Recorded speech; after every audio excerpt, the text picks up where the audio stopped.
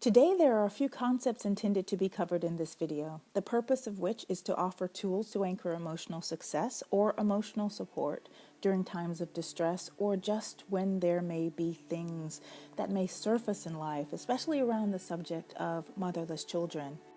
Before we get started, the sole purpose of this video is to share information that could be useful to improve your daily life and experience. I am a social scientist, and the mission is for sharing my research for the purpose of improving the human condition in some way. That is the sole intention, never to diagnose. It is intended to provide a reference point that can assist you with alleviating undue suffering, as well as to thwart cycles of emotional distress that may arise. So there are 7 concepts, a few of which have been pulled from the book What Happened to You by Dr. Perry and Oprah Winfrey. The first concept is called dosing. Dosing by Dr. Perry emphasizes a therapeutic dosing, where there may be a traumatic event that you don't want to talk about per se in depth, but you want to focus on a particular aspect of the situation. The loss of one's mother, for example, the entire chain of events and pain and turmoil of the experience is not necessarily the desire. Dredging up the painful memories can be challenging.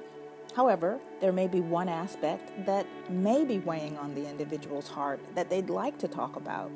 So by selecting a trusted friend or a therapist, or even by making an anonymous call to one of those warm lines. Warm line means a call line that provides assistance for people whose needs are not necessarily urgent. That way, there is a targeted focus on the aspect of the event that you want to discuss. And this helps to regulate a stressful or distressing emotion or situation, which has been identified as a form of healing. There's also the concept of relational reshaping, which is not in the book, What Happened to You. However, relational poverty and relational wealth are discussed in the book. And so for the purpose of this video, they are being placed in one category as one concept, the concept of relational reshaping. That is something that this project of reshaping culture has coined. So relational poverty can be viewed just as it's described, a relational landscape that is impoverished. The idea of experiencing life with no one significant or nobody consistent in their life would be considered or classified as relational poverty, something that is other than relational wealth. Relational wealth, on the other hand, can be viewed as having the experience of having a good handle on relationships. There are healthy connections that you can rely on and look forward to maintaining. And so when the concept of relational reshaping is being discussed, we turn the focus away from relational poverty to rebuilding and transforming relational bonds. So relational reshaping ties into getting out of relational poverty and letting go of the culprit of comparison and getting to a place where the individual learns how to do relationships, how to create a healthier relationship picker where emotional safety, however that is defined by the individual, is an important task. Those who may have had a rough start with parental relationships could at times have a tendency to compare and feel let down by their circumstances. What's most important here, though, is to pay attention to the heart. And when healthy ways of connecting through dosing start to take root in one's life, then the likelihood of choosing supportive and long-standing bonds become more likely. So developing healthy tools that assist with creating a healthy picker that actually attracts individuals into one's life that are emotionally safe, healthy, emotionally stable, and consistent, that has to be an important consideration. That means there are red flags, and there are some red flags that may need to be recognized in the beginning stages of new relationships, so that the response is to stop rather than to go ahead any further in that relationship. But also, there may be some red flags in the self. that may cause relational poverty, or that may be an inability to handle the stress of allowing new individuals into one's private life. And so if that's the case, it leads to the next concept, which is the concept of trauma. Trauma may be present, and how trauma ties into the developmental brain, the reptilian aspect of the brain versus the neo-cortex. So the concept of trauma is understanding that the brain, based on scientific studies, develops from the bottom up, and understanding the reptilian brain versus the neo-cortex is an important aspect of this understanding. So if there was trauma, the manner in which the developmental aspect of the brain learned how to manage emotional stress can subsequently lead to maladaptive behavior and patterns that thus create painful emotional cycles. The reptilian brain, which is the brainstem, which is at the bottom, has no concept of time. However, the neocortex, which is the top part of the brain, it does have a concept of time. It does also have a concept of beliefs and logic versus the reptilian brain, or the reptilian part of the brain, which has no concept of logic, no concept of beliefs, and as mentioned before, no concept of time. And so with a person having PTSD, for example, when they're triggered, they're actually being triggered from the part of the brain, the brainstem, the reptilian brain, which has no concept of time, and thereby setting off that emotional event that could trigger sadness, grief, or stress. So the individual triggered or trapped in that stressful or distressing event may ask, why is this happening? Why am I doing this? What's wrong with me? However, they are unable to arrive at an explanation because their behavior is based on illogical behavior, irrational behavior. That part of the brain, that base level part of the brain is being triggered, the reptilian part of the brain, and it's influencing their response system. So they are handling it the best way they can. And in order to get out of that episode, if you will, a better understanding of the fourth concept is important. And that concept is evocative cues. They discuss this in the book.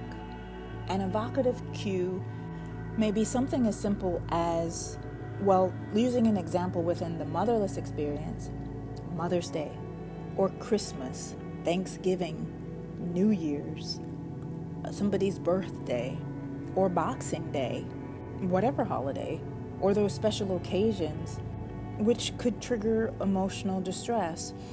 Also, even something as simple as the door slamming.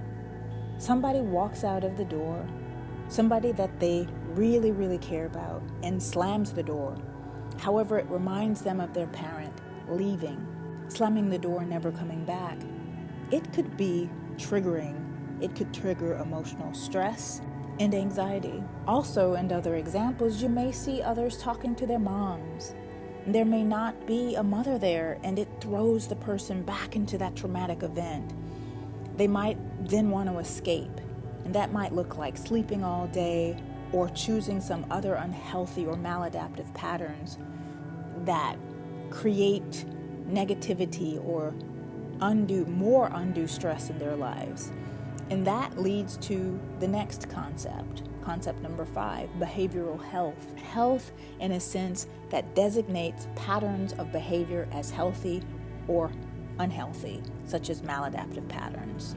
Maladaptive meaning, in psychology, behaviors that stop an individual from adapting to new or difficult circumstances. Thus, maladaptive patterns in which an individual is not adjusting adequately or appropriately to their environment or a specific situation.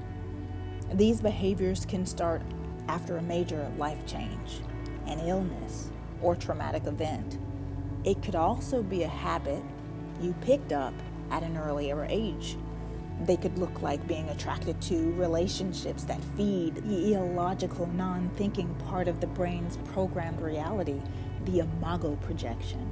the unconscious way one selects their relationships based on unconscious programming that supports that maladaptive capacity to let go of challenging circumstances or relationships because of their programming.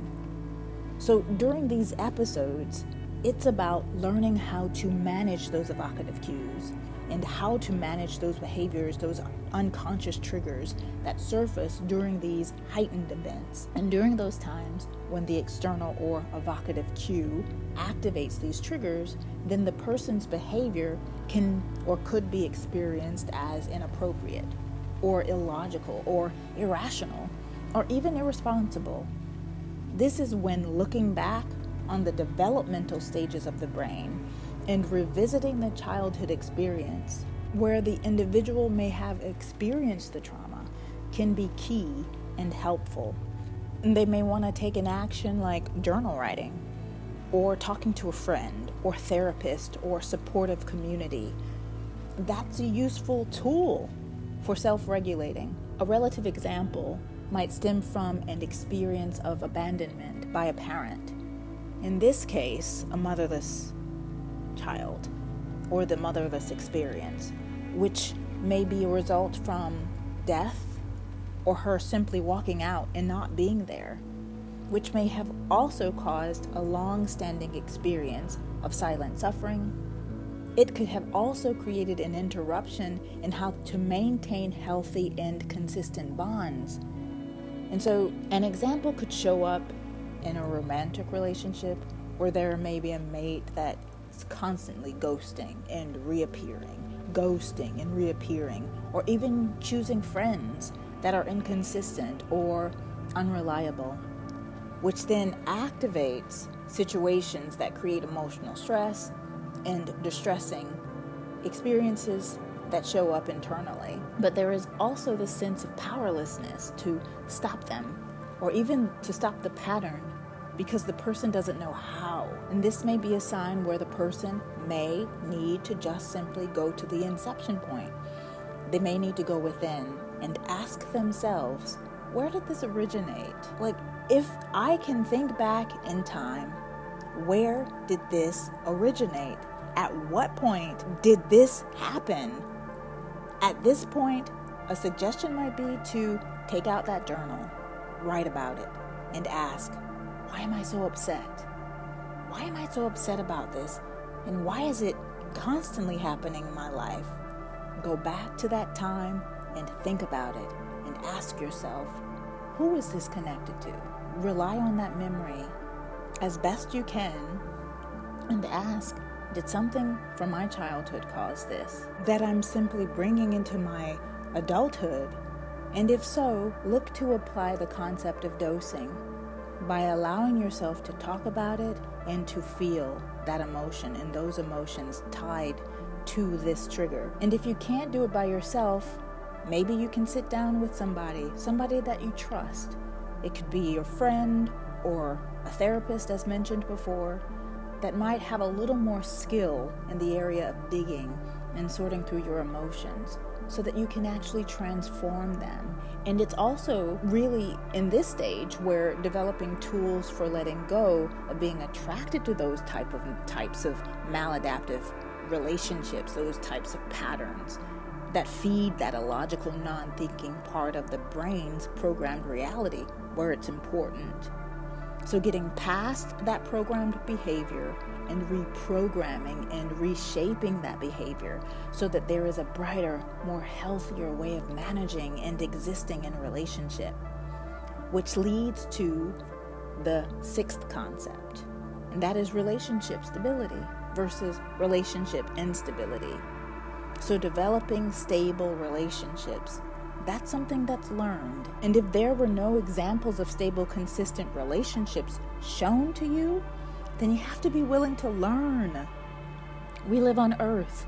Earth is a school for learning. So looking at relationship instability, using abandonment as an example, or the idea of being abandoned, coming from an unstable parental bond, what that could look like, using the example from earlier, is the child being abandoned or losing their mom. So I lost my mom 1 month before my 7th birthday. So that actually created huge stress in my life that took me decades to get past. I'm still getting past. So it takes learning to dose, regulate one's emotional stress, and to break patterned behavior, then learning to develop more stable examples of relationships. You may want to read books on relationships. You may want to study other individuals that do relationships well. You may want to start with the self, though, and regulate the behavior of consistency in simple things like maintaining sameness, the same time you rise in the morning, the same activities, and injecting these into your daily life that generates healthy habits of consistency. So being consistent and understanding that consistency is key. Understanding also that consistency is something that is valuable. So by starting with being consistent with the self, may be a regulating point that could open up pathways of developing those relationship bonds that are stable and long-standing and learned. So moving from relationship instability to relationship stability requires a willingness to learn. Being willing to learn how to do relationships. Being willing to actually establish internally within one's mindset that relationships are an essential part of life, and having healthy, essential relationships in one's life can actually lead to healthier ways of existing. However, just having relationships in one's life has no relevance on whether or not it's a healthy way of existing. Instead, it has a relevance if it's a relationship that is healthy, one which provides a sense of sustenance, of give and take, of back and forth, where you can thrive and in the environment, and they can thrive as well. And so lastly, the final concept is the concept of one's own personal destiny. In the book The Alchemist by Paulo Coelho, an individual's own personal destiny is depicted more in depth there, so if you're interested, it would be a really good read. So understanding that if we as individuals can allow ourselves to adapt to this idea that we each have a personal destiny, and that it is important, no matter how big or small, as well as recognize that the emotional baggage is a stumbling block that keeps individuals stuck in cycles that prevent or inhibit their expression of their own personal destinies. And before you can move forward, you have to get rid of that, and therefore decide to become more diligent and vigilant about being your own advocate versus your nemesis, and do the inner work and walk the path of training the self that what it came to earth to do is important and matters. Each one of us matters, and as soon as we understand that worth is never something that comes from another person valuing ourselves, valuing us, worth is something that comes from the inside. For one's inner self-value and commitment to adopt the notion that no animate or inanimate object, be it a person, gender classification, ethnic classification, be it a mansion, palace, or any type of high-end vehicle, money, diamonds, anything with an inordinately high value price point matters or could ever hold a candle to each of us, because we are all priceless. And it is important to get up every day and figure out, what are we each here to do? What is my purpose? What is my destiny? What is my own personal destiny? Then actually figure out a way to live it out. And so the important foundation, however, is to anchor the understanding of self-value. That is a motivating force, no matter the challenges. Your personal destiny, your personhood matters. Your purpose matters. And that is an important foundation from which to spring. So cultivating that strength inside, that emotional strength and that emotional fortitude that says, I matter and I'm worthy of being here, and who I am and my presence on earth is an essential part of this whole thing we call life, and that matters. So those are the 7 concepts and the takeaways for this video.